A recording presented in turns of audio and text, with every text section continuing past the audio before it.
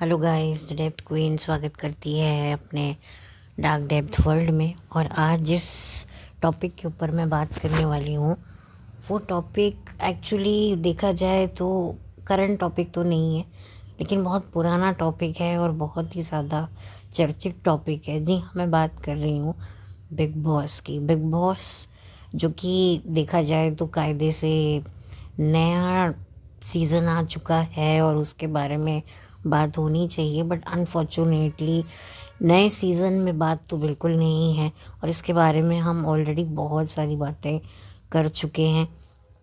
लेकिन मैं यहाँ बात करूँगी बिग बॉस के पुराने सीज़नों में से एक सीज़न की, जिसके बारे में मुझे लगता है बात करना ज़रूरी है। और शायद कहीं ना कहीं कभी ना कभी आप लोगों ने भी इस सीज़न को देखा होगा और इसके बारे में उस दौर में डिस्कशन हुई होंगी और उस ज़माने के हिसाब से जो जो कंट्रोवर्सीज हुई थी वो भी आप लोगों ने एंजॉय की होंगी।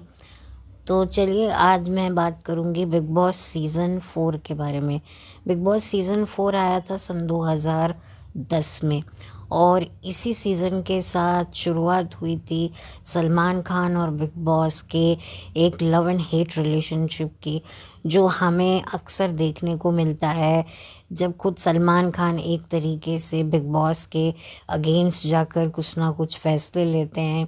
कंटेस्टेंट के साथ उनकी कहा सुनी भी हुई है, हमने बीते सीजन्स में देखा है। और उन लड़ाइयों को, उन मनमुटाव को हम लोगों ने कई बार अप्रिशिएट भी किया है, कई बार वो हमें बायस भी लगा है और कई बार हमें लगा है कि इसकी कोई खासी ज़रूरत नहीं थी।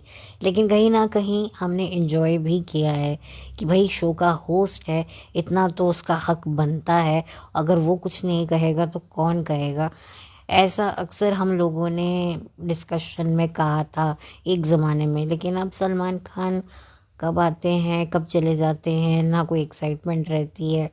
पहले लगता था कि भाई शनिवार रविवार को सलमान खान आएंगे और फिर अच्छी खासी क्लास लगेगी, तो वो जो क्लास लगने वाला जो एपिसोड होता है उसकी एक अलग से एक टीआरपी हुआ करती थी। लेकिन अफसोस आजकल जो सलमान खान हैं उनके सितारे भी गर्दिश में चल रहे हैं। काफ़ी ज़्यादा उनकी निजी ज़िंदगी में बहुत ज़्यादा प्रॉब्लम्स चल रही हैं, ख़ास तौर पे उनकी ज़िंदगी को लेकर काफ़ी ज़्यादा खतरा लग रहा है। आप सबको पता है कि उनके साथ क्या क्या हो रहा है, तो इसी वजह से जो हैं वो काफ़ी ज़्यादा डिस्टर्ब भी रहे। प्लस उनके अपने कमिटमेंट्स भी हैं। देखिए, कमिटमेंट से ज़्यादा मैं कहूँगी कि जान है तो जहान है। जब जान ही नहीं है तो फिर आप जहाँ में, जब आप जिए नहीं तो फिर ज़िंदगी का मज़ा ही तब आता है जब आप जीते हो। और जीने के लिए जो है आपका ज़िंदा रहना बहुत ज़रूरी है। और जब आपके सर पर जो है मौत की तलवार लटक रही है तो इंसान ना घर का रहता है ना घाट का रहता है। तो वो जो एक डर होता है, वो जो एक चिंता होती है, ठीक है आप पर्दे पर कभी दबंग हैं, कभी आप वांटेड हैं, कभी आप वीर हैं, कभी आप बॉडीगार्ड हैं, कभी आप रेडी हैं, आप पता नहीं क्या क्या हैं पर्दे पर, लेकिन असल ज़िंदगी में आप एक मामूली इंसान हैं जो रोज़ सुबह उठते हैं और अपना नहाते धोते फ्रेश होते हैं और उनके सीने में भी दिल है और वो दिल भी जो है बहुत तेज़ी से, तो कभी बहुत घबराहट से, तो कभी बहुत ही नॉर्मली धड़कता है। तो एक नॉर्मल इंसान है और हर एक नॉर्मल इंसान को अपनी ज़िंदगी बहुत ज़्यादा प्यारी होती है। और यही वजह है कि सलमान खान जो हैं अब जो हैं काफ़ी टाइम से इस शो में अपना चार्म जो है वो खोते जा रहे हैं। प्लस कंटेस्टेंट का भी एक बहुत बड़ा हाथ है।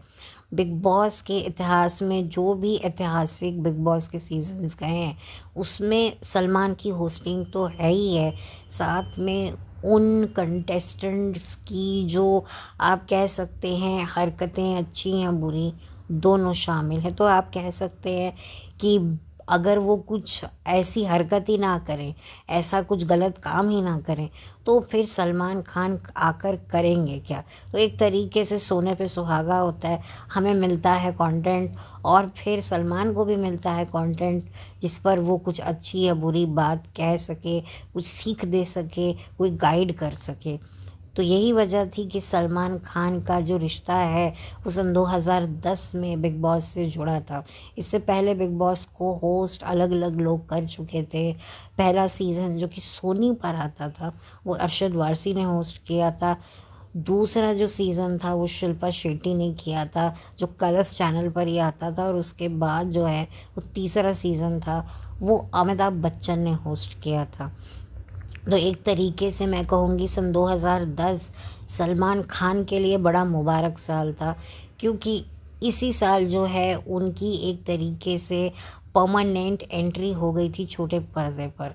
जैसे कि आप सोच सकते हैं सन 2000 में अमिताभ बच्चन की पर्दे पर एक चरित्र अभिनेता के तौर पर एंट्री तो हुई ही थी, साथ में छोटे पर्दे पर केबीसी के माध्यम से जो है वो लोगों के घरों में भी प्रवेश कर चुके थे। हालांकि सलमान खान की बात करूं तो उन्होंने सन 2008 में 10 का दम जो था वो होस्ट किया था, जो सोनी के चैनल पर आता था। वो भी तब जब उनकी वांटेड फिल्म काफ़ी ज़्यादा हिट रही थी। लेकिन वही बात थी कि कलर्स चैनल तब नया नया जो था मार्केट में उतरा था। तब कलर्स चैनल ने सोचा कि सलमान खान को क्यों ना बिग बॉस के लिए साइन किया जाए।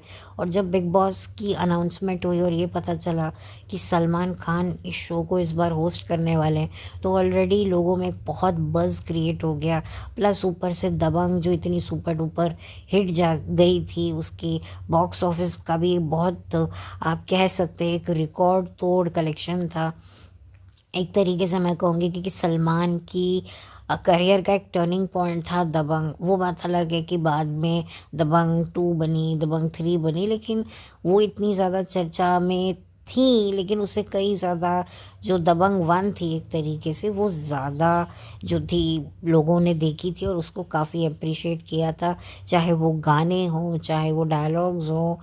तो ये एक बहुत बड़ा जो था सलमान की ज़िंदगी में एक टर्निंग पॉइंट आया था। बड़ा पर्दा और छोटा पर्दा दोनों ही जो हैं खुल खुल के सलमान का स्वागत कर रहे थे। इसीलिए और सलमान खान बड़े पर्दे पर जो है बड़े पर्दे पर क्या छोटे पर्दे पर भी वो जो है स्वागत नहीं करोगे हमारा कहकर जो है वो अपना एक स्वैग दिखाया करते थे। हालांकि शुरुआत में सलमान की होस्टिंग ठीक ठाक थी, लेकिन धीरे धीरे उनको समझ में आ गया कि मुझे किस तरह का रुख कंटेस्टेंट के प्रति रखना है। और फिर उसके बाद जो उनको एक से एक काबिल कंटेस्टेंट मिले हैं जिनको उन्होंने धर दबोचा है, वो तो आप सबको याद ही होगा। खैर उसके बारे में फिर कभी बात करूँगी मैं। तो अब मैं बात करती हूँ बिग बॉस 10 के कंटेस्टेंट के बारे में। बिग बॉस 10 के जो कंटेस्टेंट थे वैसे तो बहुत आए थे। पाकिस्तान से 2 ऐसे आर्टिस्ट आए थे। एक आई थी वीना मलिक। वीना मलिक की पर्सनालिटी बहुत ही ज़्यादा अच्छी थी, बहुत अच्छी उर्दू बोलती थी और बहुत कॉन्फिडेंट महिला मुझे लगी थी। और दूसरी आई थी बेगम। बेगम आती थी 9X का एक चैनल आता था उस दौर पे, तो वो इंटरव्यू लिया करती थी कुछ सेलिब्रिटीज़ का। लेकिन जब वो शो के अंदर आई तभी मुझे पता चला कि वो लड़की नहीं वो लड़का थी। जी हाँ, वो एक मेल थी जो अपने मुल्क में जो है वो फीमेल कपड़े पहनकर होस्ट किया करती थी, वो जो है काम किया करती थी। और यही वजह है कि उनके इसी कला को देखकर उनका एक शो भी लॉन्च किया था 9X वालों ने, जो कि चैनल तब 9X नया नया आया था तो उस पर वो होस्ट किया करती थी और काफ़ी ज़्यादा उसकी चर्चा होती थी। और यही कारण है कि उन्हें जो है बिग बॉस में बुलाया गया। तो मेरे लिए तो ये सबसे बड़ा शौक था कि भैया ये बेगम तो है, ये तो बेगम नहीं है, ये तो साहब हैं। तो ये मुझे बड़ा अजीब लगा था। उसके बाद एक लॉयर आए थे जिन्होंने जो 26/11 हुआ था, जो उनके जो क्रिमिनल में से किसी एक के वो वकील बने थे शायद, if I am not wrong.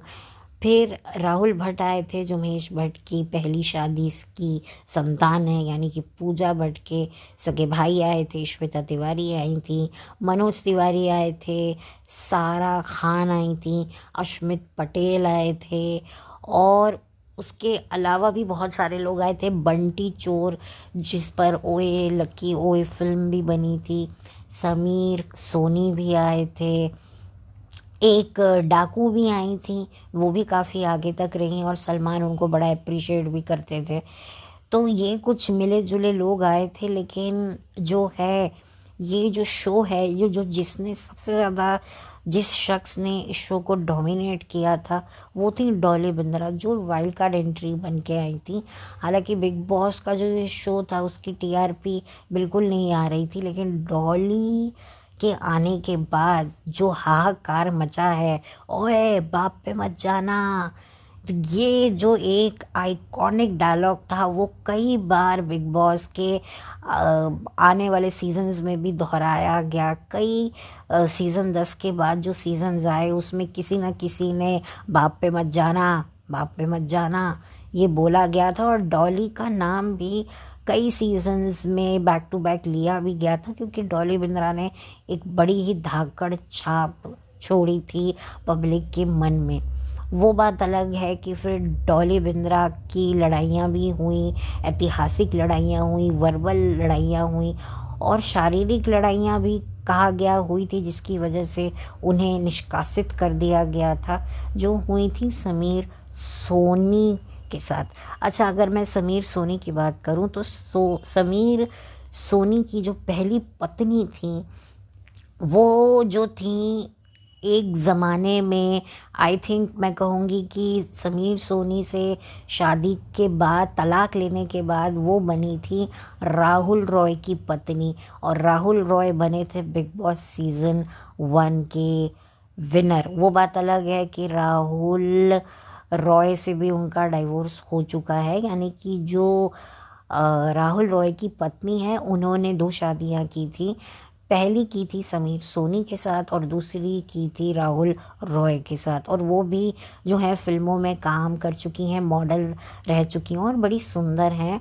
और मैंने उनको देखा है, कैडबरी की एक ऐड आई थी 90s में, और वहाँ पर उनकी मुलाकात समीर सोनी से हुई थी। वहीं से फिर शादी हुई, लेकिन शादी चली नहीं। फिर उसके बाद जो है, फिर शो से निकलने के बाद, बिग बॉस शो से निकलने के बाद, जो समीर सोनी है उन्होंने शादी करी नीलम कोठारी के साथ में, जिनको आजकल आप फैबुलस वाइफ में देख रहे हैं, जिनकी कहानियाँ आप सुन रहे हैं। तो इनफैक्ट जो समीर सोनी है उन्होंने बिग बॉस में ही जो है नीलम कोठारी और अपने रिलेशनशिप का जिक्र किया था। आई थिंक इसके अलावा श्वेता तिवारी ने भी अपने और अभिनव कोहली के रिलेशनशिप को कहीं ना कहीं मेंशन किया था। तो कहीं ना कहीं इस सीज़न में लोगों की निजी ज़िंदगियां भी एक बहुत बड़ा कारण थी इस शो को चर्चा में लाने के लिए, और ख़ास तौर पे श्वेता की तो ज़िंदगियां बिल्कुल आप कह सकते हैं बिल्कुल कवर मैगज़ीन पे होती थी, अखबारों के फ्रंट पेजेस पे हुआ करती थी, और न्यूज़ चैनल की जो टीवी पे जो न्यूज़ चला करती थी उनकी हेडलाइंस हुआ करती थी। इतनी ज़्यादा श्वेता की ज़िंदगी बहुत ज़्यादा बिखरी हुई थी, and credit goes to his first husband, जिनका आए दिन कोई ना कोई कंट्रोवर्सी में नाम आता रहता था। कभी वो श्वेता के साथ लड़ रहे हैं, कभी वो श्वेता के सो कॉल्ड बॉयफ्रेंड अभिनव कोहली से लड़ रहे हैं। तो इसका कहीं ना कहीं फ़ायदा श्वेता को ही हुआ, और वो श्वेता के लिए बिग बॉस में काफ़ी फ़ायदेमंद भी साबित हुआ है। और रही बात इस शो में जो था, सबसे दूसरा जो एक हाईलाइट पॉइंट था वो था वीना मलिक, आशमित पटेल और सारा खान का जो त्रिकोण था, वो बहुत ज़्यादा जो था वो टॉक अबाउट था। ये जो त्रिकोण था इसको लेकर भी बहुत ज़्यादा चर्चा होती थी, ख़ास तौर पे वीना मलिक और अशमित पटेल की जो दोस्ती की आड़ में जो ये लोग कंबल में दंगल करते थे और अफेयर अफेयर खेलते थे। इसको लेकर जो फैंस थे, जो बिग बॉस के फैंस थे, वो पूजा भट्ट को ये कहते थे कि आप भाई, मतलब मैसेज पहुंचाया करते थे सोशल मीडिया के थ्रू कि भैया आप जिस्म 2 जो है बनाइए और उसमें वीना मलिक और अशमित पटेल को लीजिए। वीना मलिक ने पूरा उस शो में हर एक कैमरे में जो एक ऑडिशन दिया है, जिस तरह के मूव्स वो देती थी, जिस तरह से वो डांस करती थी। आई थिंक सुबह जब अलार्म बजता था, जो अलार्म सॉन्ग बजता था, और वो बिस्तर पे लेटे लेटे जो अंगड़ाइयाँ लेती थी, वो तो काफ़ी ज़्यादा जो है बिग बॉस के कैमरों को बड़ा ही आकर्षित करती थी। तो वीना मलिक ने इस प्लेटफॉर्म का बहुत फ़ायदा लिया है और उनको इस शो से निकलने के बाद भी कुछ वक्त तक उन्होंने काम किया है। फिर वो बात अलग है कि थोड़े से रिश्ते ख़राब हो गए दो देशों के बीच में, तो जिसकी वजह से उन्हें जाना पड़ा। फिर वो उनकी खुद की भी पर्सनल लाइफ काफ़ी ज़्यादा मैसी हो रही थी। फिर उन्होंने शादी कर ली, फिर उनके बच्चे हो गए, फिर उन्होंने डाइवोर्स ले लिया और अब सुनने में आ रहा है कि शायद वो दूसरी शादी कर रही हैं। आई डोंट नो, मुझे ज़्यादा कुछ पता नहीं है, बट ठीक है। अब बात करूँगी अश्मित पटेल की। तो अश्मित पटेल जो थे वो अमीषा पटेल के भाई हैं और अमीषा का अपने फैमिली के साथ में जो 36 का आंकड़ा रहा इतने टाइम तक, तो उसकी वजह से भी अश्मित पटेल को काफ़ी ज़्यादा लाइमलाइट मिली और यहाँ पर आकर बिग बॉस में आकर जो है उनके और वीना के रिश्ते काफ़ी चर्चा में रहे। हालांकि वो कोई एमएमएस के चलते भी जो उनका अपनी एक्स के साथ था, जो भी एक्ट्रेस थी, उसको लेकर भी वो कंट्रोवर्सी रही और उसके बारे में उन्होंने शो पे बात भी करी और काफ़ी ज़्यादा वो इमोशनल भी रहे। मतलब एक अश्मित पटेल को ने भी जो है काफ़ी ज़्यादा लोगों के मन में जो है कुछ सिंपैथी भी जताई, कई बार गुस्सा भी दिलाया, कई बार जो है अप्रिशिएट भी किया। तो एक मिला जुला जो रिस्पॉन्स अश्मित पटेल को भी मिला।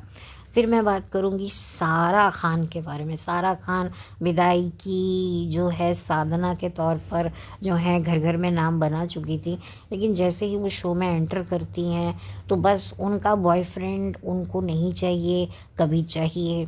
और यही कारण है कि इसी सिचुएशन को चैनल ने इनकैश किया और अली मर्चेंट को बिग बॉस में भेजा। वहाँ पर दोनों का ऑफिशियल निकाह करवाया गया।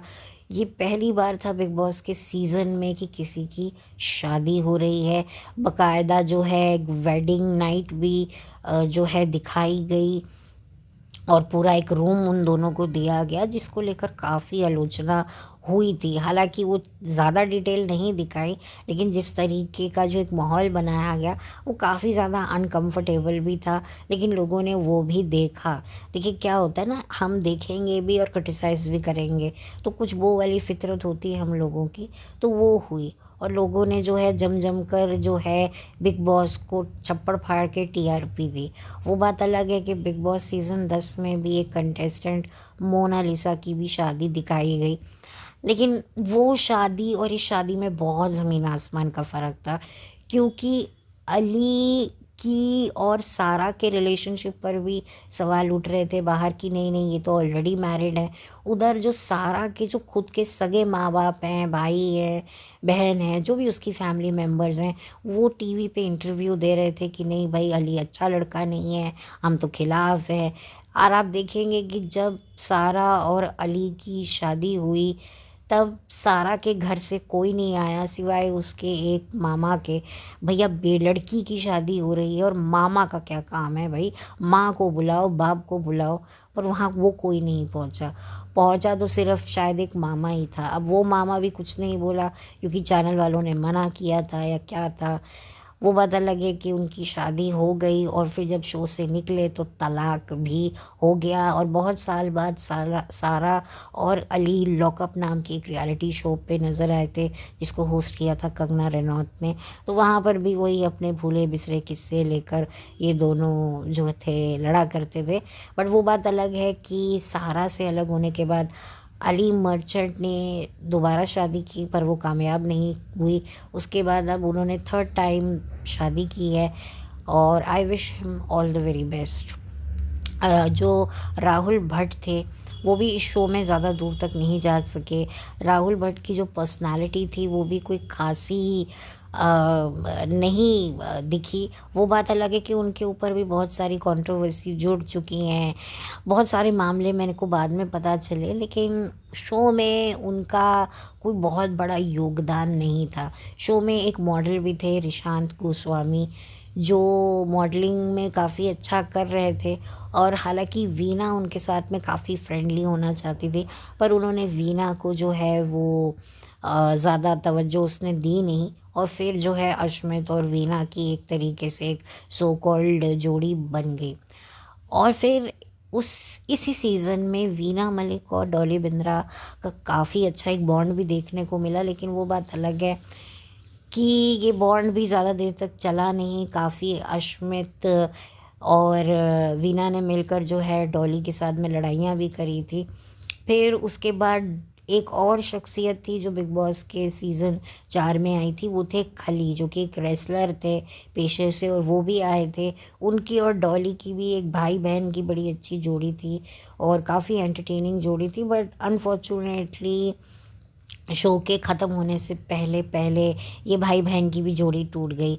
और आप देख सकते हैं कि उस घर में जितनी भी लड़ाइयाँ हुई थी, वो ऐसी लड़ाइयाँ थी जो कहीं ना कहीं बहुत ज़्यादा चर्चा में रहीं, लेकिन जब बाहर ये लोग निकले तो ज़्यादा एक दूसरे को तवज्जो दिया नहीं। अगर मैं बात करूँ श्वेता तिवारी की, तो श्वेता तिवारी को कहीं ना कहीं डॉली बिंद्रा से जो सिंपैथी मिली, जो डॉली बिंद्रा से जो एलिगेशंस उन जो डॉली बिंद्रा ने उन पर एलिगेशन लगाए थे, काफ़ी ज़्यादा टू डीप थे। जो सही थे गलत थे वो एक अलग बात है, बट नेशनल टीवी पर बहुत कुछ बोला था। उस वक्त श्वेता की बेटी सिर्फ 10 साल की थी, सिर्फ 10 साल की थी, और आज आप देख सकते हैं श्वेता की बेटी क्या क्या कर रही हैं। तो श्वेता के लिए तो पब्लिक के मन में ऑलरेडी बहुत सिंपैथी थी, और ये सारे कांड होने के बाद तो श्वेता को और ज़्यादा पब्लिक ने सपोर्ट किया। लेकिन कहीं ना कहीं डॉली बिंद्रा की जो एक दूसरी साइड थी, जो हिलेरियस साइड थी, जो प्रैक्टिकल साइड थी, जो मासूमियत थी, जो उसकी केयर थी, उसे भी पब्लिक ने इग्नोर नहीं किया। और यही कारण है कि बिग बॉस को डॉली बिंद्रा को वापस लाना पड़ा। हिंसा होने के बावजूद भी डॉली से बिग बॉस को उनको वापस लाना पड़ा, निष्कासित करके वापस से डॉली घर में आई, क्योंकि टीआरपी एकदम गायब हो चुकी थी। तो ये भी एक बहुत बड़ा रीज़न था। डॉली बिंद्रा को बहुत ज़्यादा इस शो से प्यार भी मिला, और बहुत ज़्यादा डॉली को जो है रिस्पेक्ट भी मिला, और डॉली को काम भी काफ़ी मिला। लेकिन वही वाली बात है कि धीरे धीरे जो है लोगों का जो है फिर चेंज होने लगता है एटीट्यूड। डॉली बिंद्रा को सीज़न 5 में भी बुलाया गया, वहाँ पर भी डॉली बिंद्रा की काफ़ी बातें होती थी। तो डॉली बिंद्रा ने एक जो मार्क सेट किया था उसे हम कभी भी नहीं भूल सकते हैं। आई थिंक जब तक बिग बॉस का नाम है तब तक डॉली बिंद्रा भी उस शो का एक बहुत ही अहम हिस्सा हमेशा हमेशा बनी रहेंगी। भले ही ठीक है आज डॉली बिंद्रा क्या कर रही हैं अपनी लाइफ में, उनकी भी शो से निकलने के बाद कुछ समय बाद कंट्रोवर्सीज लड़ाइयाँ हुई।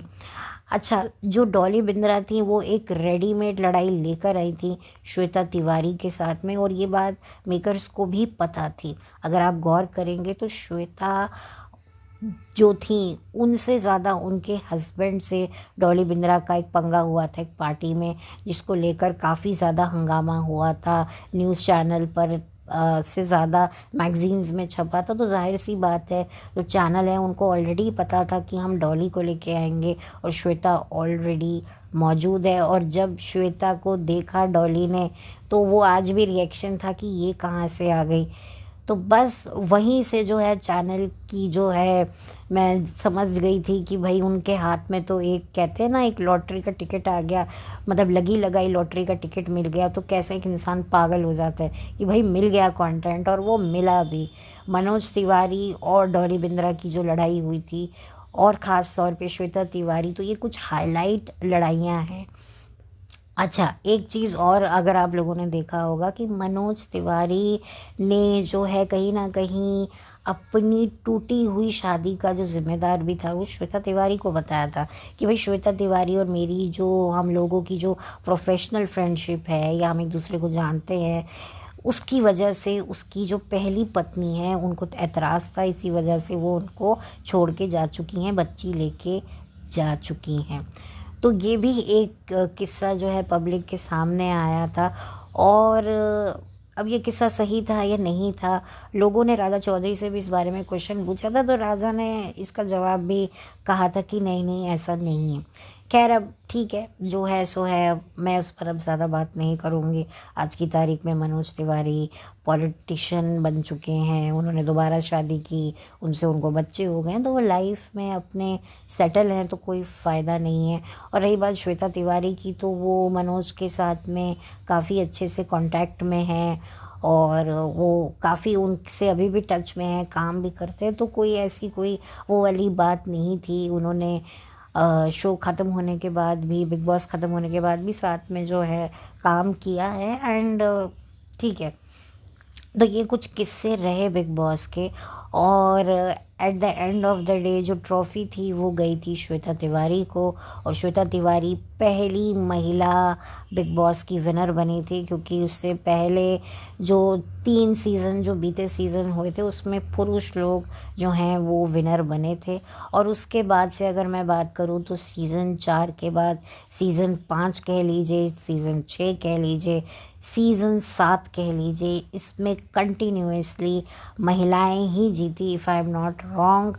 अगर मैं बात करूँ सीज़न 5 की तो जूही परमार, सीज़न 6 की बात करूँ तो उर्वशी ढोलकिया, और सीज़न 7 की बात करूँ तो गौहर खान। तो ये back to back I think hattrick हुआ कि महिलाओं ने उसके बाद जो है ये शो जीता। वो बात अलग है कि सीज़न 8 और सीज़न 9, सीज़न 10 जो है वो पुरुषों ने जीता, यानी कि 9।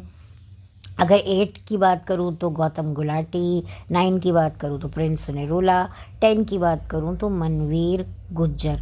तो ये तो खैर हो गया एक इत्तेफाक कह लो कि भाई एक सेम रेशो हो गया। तो खैर अभी मैं बात कर रही थी बिग बॉस सीज़न 10 की, तो ये कुछ मिला जुला हाल रहा बिग बॉस सीज़न 10 का। और डॉली बिंद्रा की वजह से मैं कहूँगी ये जो सीज़न था ये बच गया। और अगर सीज़न बचा तो कहीं ना कहीं सलमान की भी जो पोजीशन थी वो बची, क्योंकि सलमान खान को भी जो है लोगों ने कहीं ना कहीं जो है अप्रिशिएट किया, जिस तरीके से वो डॉली से सवाल करते थे कि भाई तुमने ऐसा क्यों बोला श्वेता को, उसकी बेटी है, स्कूल जाती है।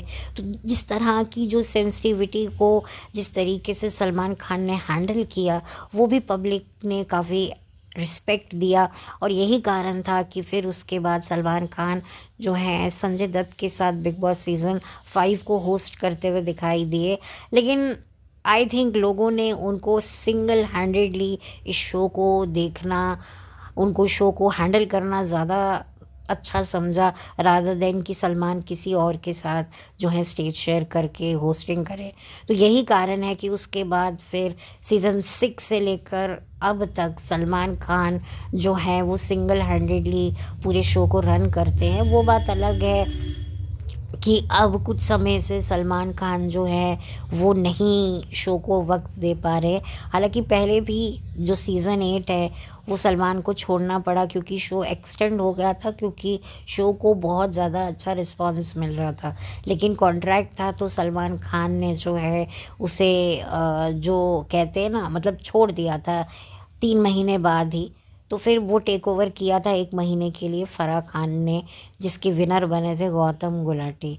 लेकिन कहीं ना कहीं सलमान की कमी तो लगी ही। ठीक है, फराह खान अच्छा होस्ट करती ज़रूर हैं, लेकिन कहीं ना कहीं जो सलमान खान का इम्पैक्ट है वो तो है, उसको हम इग्नोर नहीं कर सकते। तो खैर ये पूरा का पूरा सीज़न था जिसको मैंने डिस्कस किया। काफ़ी कुछ था इसमें, इसमें लड़ाई भी थी, इसमें शादी भी थी, और इसमें जो है टूट टूट के रोमांस भी दिखाया गया, त्रिकोण भी दिखाया गया। इसमें जो है आपसी रिश्ते भी दिखाई दिए उलझते हुए और कुछ सुलझते हुए, कुछ लोगों की निजी ज़िंदगियों के राज भी बाहर आए। तो ये पूरा का पूरा जो सीज़न था ये बहुत ज़्यादा जो था लोगों ने इसे पसंद किया। और कहीं ना कहीं मैं कहूँगी कि इस सीज़न की एक अपनी फ़ैन बेस है। इस सीज़न के अगर आप क्लिप्स भी सोशल मीडिया पे देखेंगे तो आपको जो है लगेगा कि भाई क्या बिग बॉस हुआ करता था, क्या लड़ाइयाँ हुआ करती थी, क्या बिग बॉस की एक वो होता था, एक रुतबा हुआ करता था। अब तो खैर बिग बॉस की तो बिल्कुल जो पर्सनैलिटी है, जो बिग बॉस का जो एक अलग तरीके का जो बिहेवियर है, वो भी लोगों को अब पसंद नहीं आ रहा है, चाहे वो अब स्क्रिप्टेड ही क्यों ना हो। क्योंकि अब जो मेकर्स हैं वो इतना ज़्यादा बायस जानबूझकर मुझे लगता है खुद को दिखाते हैं कि लोग इसको भी क्रिटिसाइज़ करें, और क्रिटिसाइज़ जितना करेंगे शो को बज़ मिलेगा। मैं इसके बारे में पहले भी चर्चा कर चुकी हूँ, तो मैंने सोचा कि चलो क्यों ना सीज़न 4 को याद किया जाए और उसे एक श्रद्धांजलि दी जाए।